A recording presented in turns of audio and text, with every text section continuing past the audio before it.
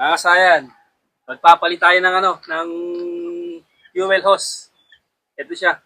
Pinapansin tayo dito na delikado. Baka mamaya, maapakan ni Dodi. Lalabas Dodi. Pag pumasok dito, halimbawa ito, nung naapakan ni Dodi, na ganyan, ayan, tingnan nyo, tapon agad. Kasi yung ginawa pala dito, meron siyang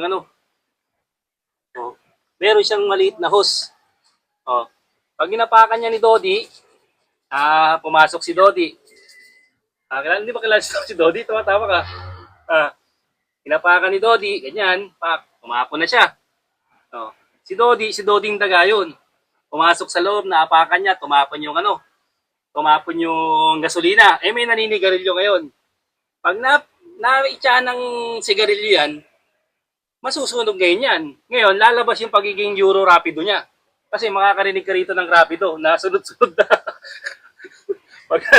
pag lumiyab yan, automatic yan. Makakarinig ka ng Rapido kasi magpuputo ka dyan. Kaya ito, papalitan natin to. Ito kasi siyempre, tayo, Pinoy tayo, magaling tayo sa remedyo. Pansinin nyo kasi, pinagduktong. Yung mga remedyo ng mga Noipi, magagaling.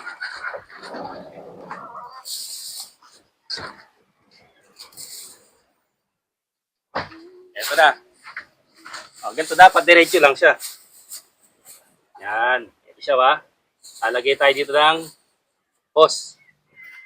Dito. Put natin siya dito ha. Put natin dito yung hose. Ganito. Ganun yung niya. Yan. Tapos, susukatin lang natin siya. Ito. Bali dito, wag yung suwatin siya ng pantay ha. Yung papantayin nyo lang. Kasi pag tumatagal, yung mga hose na bumibinat siya. Kagaya nito, lumilit yung bumibinat siya. Kaya kailangan meron tayong allowance. Ibaling medyo mas mataas, mas malaki yan. Bawa ito, may allowance tayo rito, medyo malaki na yung allowance yan. Huwag yung mga saktuan lang. Yan to, bibinat siya ng maliit. Lagyan natin lang, lagyan lang tayo ng konting allowance dito. Sa ating gunting. Kuha muna kami ng gunting. Ito siya kasaya na. Ayan, naputol na natin. Ito, dito rin natin siya isusuksok. Tapos dito naman yung isa. Ito na lang din yung gagamitin natin. No? Yan, no?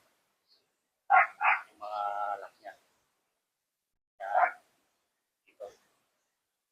Tapos dito. Suksok na. Ito muna, unahin muna natin dito. Tagal na siya dito. Yan. Suksok natin dito. Yan. Tapos dito, suksok lang din dito. Yan, may pressure na niya. Kung ano na ito, tigas-tigas kung maganda-ganda yata kung mas nakuha natin.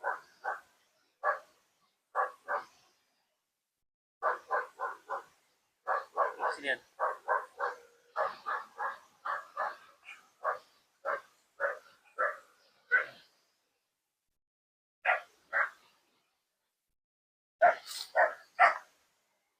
Mahigpit. Maganda yung siya, mahigpit. Ay. Ito, nagbablog. Maraming tanggap. Andun, punta ka na lang doon. Ha? Ayan. Ano mo lang doon? No, sabihin mo lang doon. Sabihin mo lang doon sa Hindi siya kasaya na. Ano na, tapos pwede na natin siyang isapit sa mataas-taas. Start yan ang dulo ha. Para safe, kailangan safe. Yung lock natin, lalagyan na lang natin ng lock yan. Ito kasi ito magagaling yung lock natin. Mas maliit. Bali ka sa akin, mas maliit yung niya ito.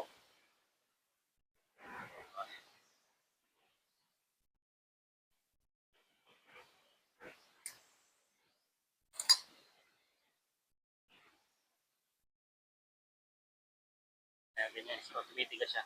Sabihin, lumit na yan. Napaanap na siya. Kasi naman yata, ano?